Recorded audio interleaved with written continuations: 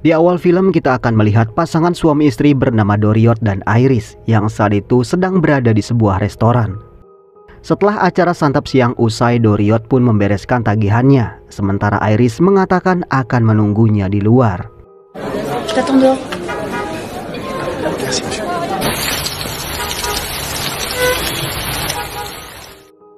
Tak lama Doriot pun menyusul Iris. Disitulah ia kaget karena ia tak melihat istrinya.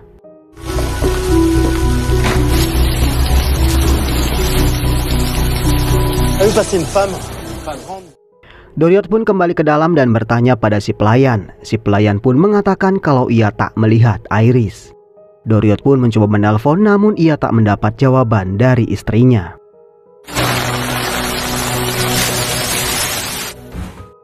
Beberapa saat kemudian kita diperkenalkan dengan seorang montir bernama Maxim alias Max. Di saat sibuk dengan pekerjaannya, ia dikagetkan dengan kedatangan Iris. Mereka terlihat seperti sudah saling mengenal satu sama lain. Iris pun diminta ke atas untuk berganti pakaian. Di situ Iris terlihat menyerahkan 10.000 euro pada Max, di mana masih belum jelas apa yang harus Max lakukan. 10 000 comme prévu. C'est impossible. Sementara itu Doriot kembali ke kantor dan bertanya pada si asisten apakah istrinya ada menelpon ke kantor. Si asisten pun mengatakan tidak ada. Tentu saja hal itu membuat Doriot semakin cemas.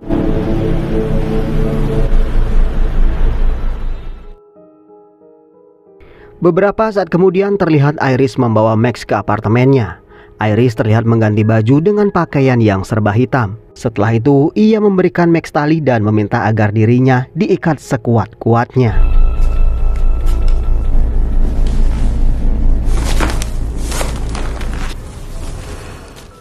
Max lalu menanyai Iris apakah ia benar-benar ingin melakukannya.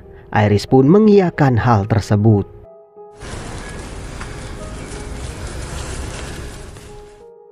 Setelah semua beres, Max kemudian memotret Iris dan menelpon Doriot. Disitulah baru terkuak kalau ternyata Iris meminta bantuan Max untuk melakukan penculikan atas dirinya sendiri. Tentu saja semua itu untuk memeras suaminya, dengan meminta tebusan sebesar 500.000 euro atau kurang lebih 8 miliar rupiah. Iris, tu comprends là qu'est-ce qu'elle vaut pour toi? Max juga meminta Doriot tak menelpon polisi jika ia masih ingin melihat istrinya. Tentu saja hal itu membuat Doriot tak bisa berkata apa selain menyetujuinya. Ia pun meminta agar Max tak menyentuh istrinya.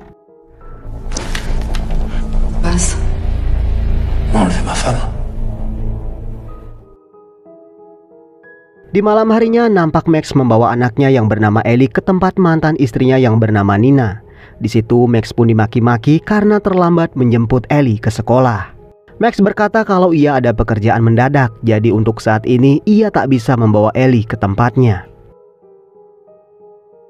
Malam itu juga Doriot mendatangkan 2 detektif bernama Natalie dan juga Malex. Doriot pun mulai menceritakan bagaimana urutan kejadiannya, sampai Iris menghilang setelah mereka makan siang.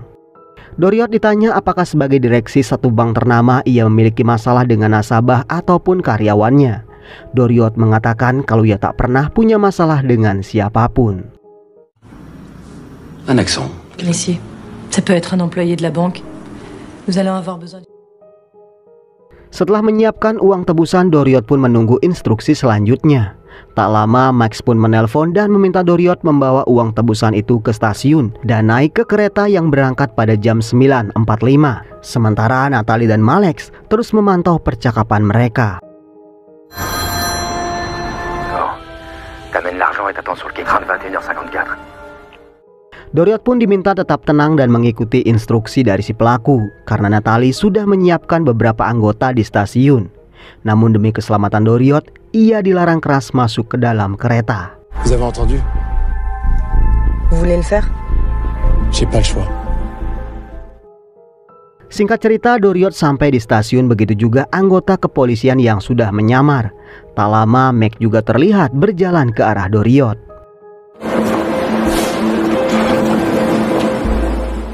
Max nampak gelisah karena sepertinya ia merasakan kalau Doriot tak sendirian. Meskipun saat itu ia sudah begitu dekat dengan Doriot, ia lebih memilih menunggu dan hanya mengawasi Doriot dari dalam kereta.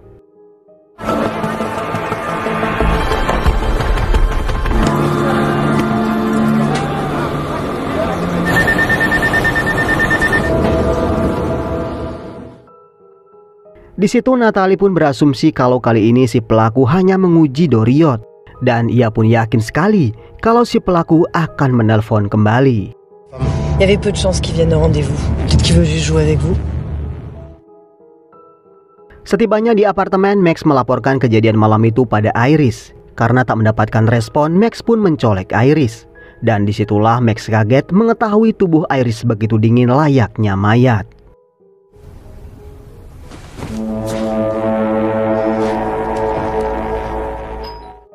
Situasi pun bertambah tegang karena beberapa polisi menggedor pintu. Max pun menyembunyikan mayat Iris di kolong ranjang. Beberapa polisi yang masuk mulai menginterogasi Max karena tetangga melaporkan keributan di kamarnya. Max pun berdalih kalau tadi ia baru saja bertengkar dengan istrinya. Polisi pun percaya begitu saja setelah Max menceritakan kalau ia dan istrinya baru bercerai. Pertengkaran mereka hanya dikarenakan masalah hak asuh putra mereka. Setelah polisi pergi, Max kembali berpikir siapa yang telah menghabisi Iris. Sebuah flashback pun diperlihatkan di mana ternyata setelah Max membetulkan mobil Iris, Iris mencari Max kembali dan menceritakan kalau ia sudah tak kuat hidup bersama Doriot. Dan ia ingin Max berpura-pura menculiknya dengan tujuan agar ia bisa pergi sejauh-jauhnya dari Doriot. Vous allez me prendre pour une folle, mais je veux que vous me kidnappiez. Max kemudian membawa jasad Iris ke tengah hutan. Tak ada pilihan lain, ia pun mengubur jasad Iris di tempat tersebut.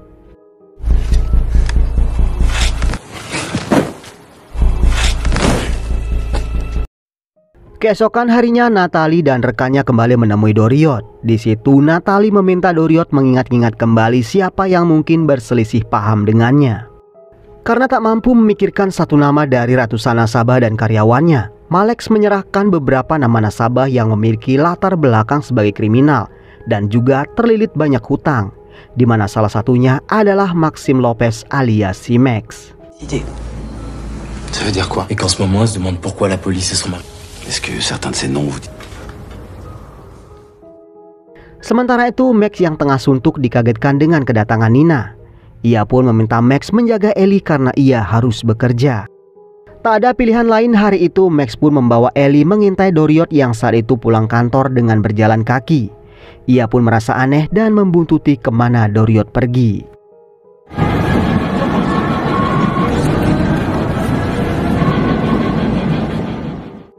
Setelah mengikuti cukup jauh, Max melihat Doriot masuk ke salah satu rumah. Sayangnya Max tak bisa melihat pemilik rumah tersebut.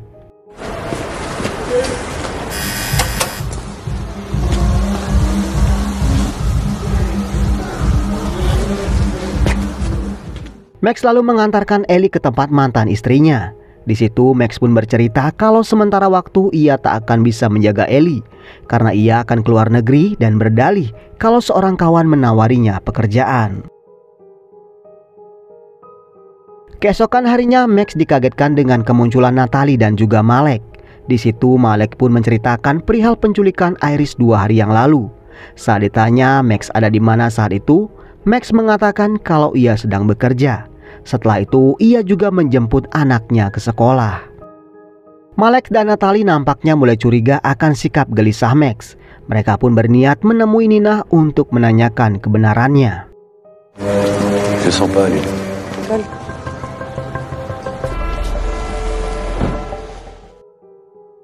Malam itu saat berada di bar, Maxime menonton berita penculikan Iris. Disitulah ia kaget karena Iris di siaran TV berbeda dengan Iris yang ia kenal. La femme du banquier d'affaires. Berpikir ada yang tak beres, Mac kembali ke hutan dan membongkar kuburan Iris. Ia pun kaget bukan main karena jasad tersebut adalah Iris yang ada di siaran TV. Dari situ Max pun berpikir kalau Iris yang selama ini bersamanya bukanlah Iris.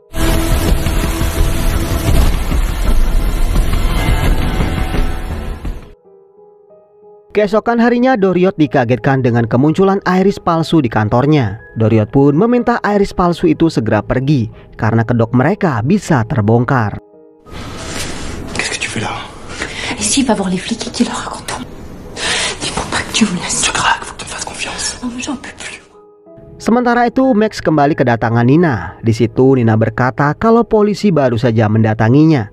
Nina pun mengaku kalau ia hanya mengatakan yang perlu ia katakan. Saat ditanya perihal menghilangnya iris, Maxi mencoba meyakinkan kalau tak ada apapun yang terjadi. Namun Nina sepertinya mampu mencium kegelisahan mantan suaminya itu. Berpikir kalau Max telah terlibat dalam sebuah kasus penculikan, Nina pun melarang Max menemui Ellie.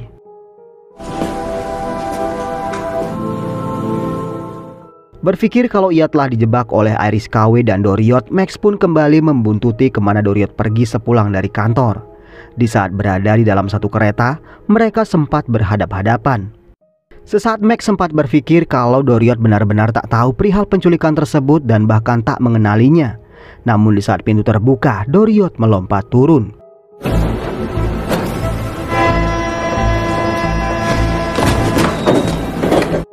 Dari situlah Max sadar kalau Doriot memanglah otak dari drama penculikan tersebut, berikut kematian istrinya sendiri. Tahu kemana Doriot akan pergi, Max kembali ke tempat yang kemarin. Melihat pintunya terkunci, Max pun terpaksa memanjat pagar.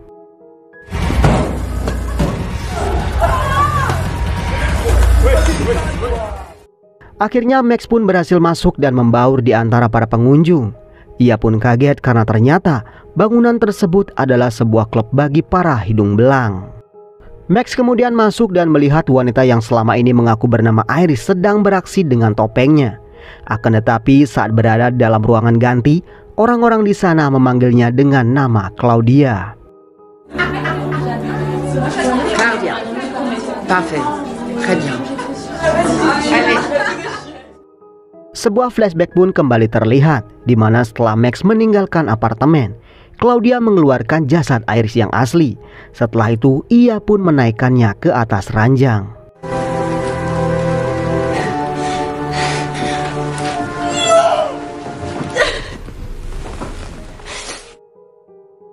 Keesokan harinya Natalie dan Malek menemui Doriot kembali. Di situ Natalie bertanya kenapa Doriot tak pernah menyinggung perihal istrinya yang rutin menemui seorang psikiater.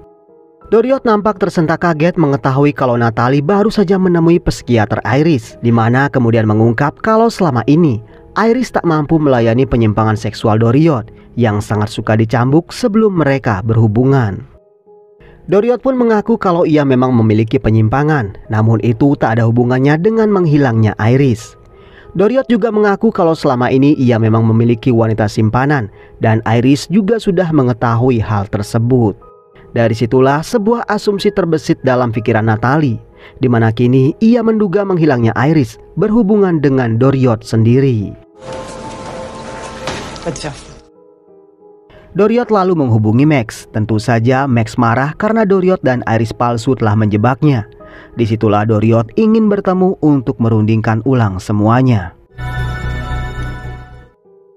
Keesokan harinya mereka pun bertemu. Di situ Max marah besar karena Doriot berusaha menjebak dirinya atas pembunuhan yang ia lakukan. Doriot mengatakan kalau ia tak pernah menyangka kalau Max akan membongkar kuburan Iris. Jika tidak, semua akan sesuai rencananya. Senti le corps de l'appartement.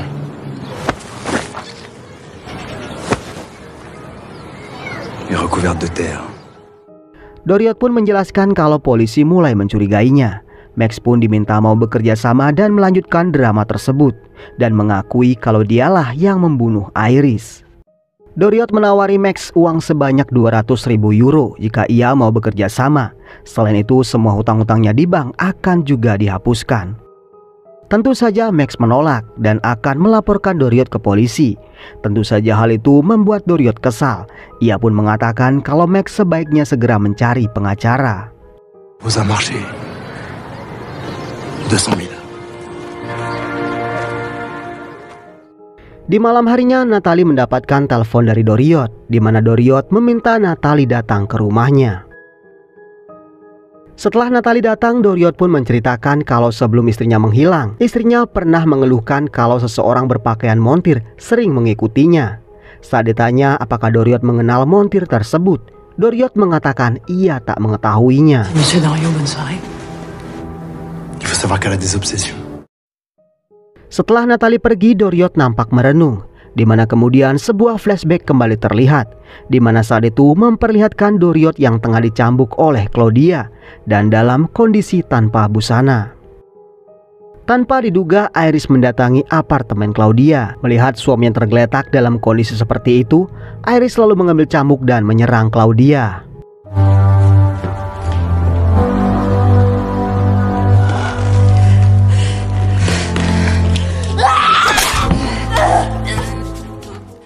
Dua wanita itu pun bergulat, di mana akhirnya Claudia menghantam kepala Iris dengan vas bunga, dan hal itu membuat Iris tewas di tempat. Anehnya kejadian itu tak membuat Doriot marah pada Claudia, karena sepertinya Doriot kini telah benar-benar jatuh cinta pada Claudia. Di saat Claudia pulang dari klub malam, Max tiba-tiba membekapnya.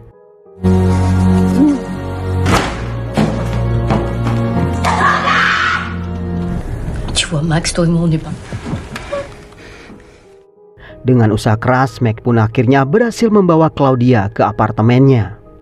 Setelah dipaksa, Claudia pun mulai bercerita, di mana disitulah terungkap kalau Doriot awalnya memang menyewa Claudia. Namun lama-kelamaan Doriot mulai menyukai Claudia karena Claudia begitu mirip dengan Iris, istrinya. Karena kemiripan tersebut, Doriot mulai meminta Claudia mempelajari bagaimana cara Iris berjalan dan semua kebiasaan Iris. Claudia juga menceritakan bagaimana meninggalnya Iris.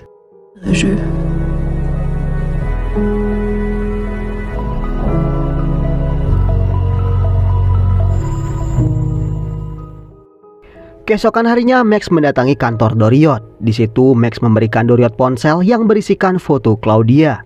Max pun meminta uang 500.000 euro jika Doriot ingin Claudia tetap hidup. Sore itu juga Doriot memenuhi permintaan Max. Tanpa banyak bicara, Max pun merampas uang tebusan itu dari tangan Doriot.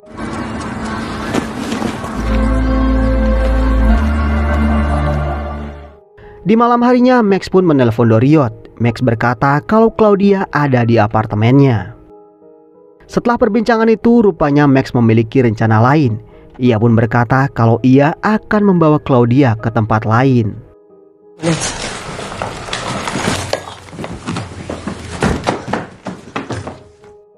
Max lalu membawa Claudia ke sebuah hotel. Ia pun berkata kalau mereka akan tinggal di sini sampai waktu yang tak bisa ditentukan. Claudia lalu memohon agar ikatannya dilepaskan. Max pun merasa kasihan dan melepaskan ikatan Claudia. Sementara itu, Doriot yang sudah sampai di apartemen Claudia bukannya melihat Claudia. Di situ ia pun kaget karena ia malah melihat jasad Iris, istrinya. Tentu saja hal itu membuatnya kembali merasa terpukul.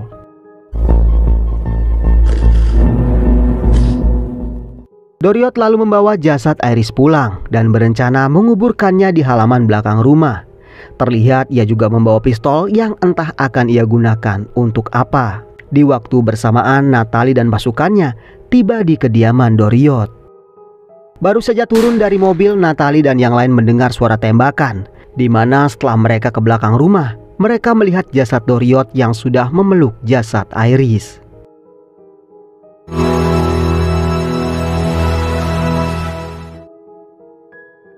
Keesokan harinya, Max mengatakan kalau uang yang ia dapat akan ia bagi dua, dan hal itu pun membuat Claudia merasa terharu. Max kemudian meninggalkan Claudia dengan uang bagiannya. On fait quoi maintenant? 50-50, comme on a dit.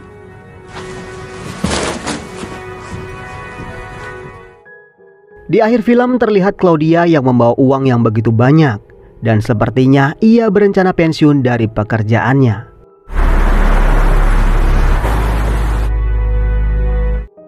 Dan film pun selesai.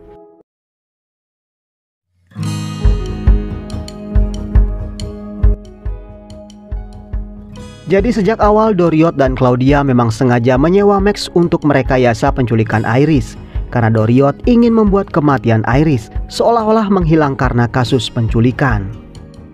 Meskipun pada awalnya Doriot sudah berhasil meyakinkan orang-orang kalau istrinya diculik, Namun semua rencana Doriot berubah kacau ketika Maxim mengetahui kalau yang selama ini bersamanya bukanlah Iris yang sesungguhnya.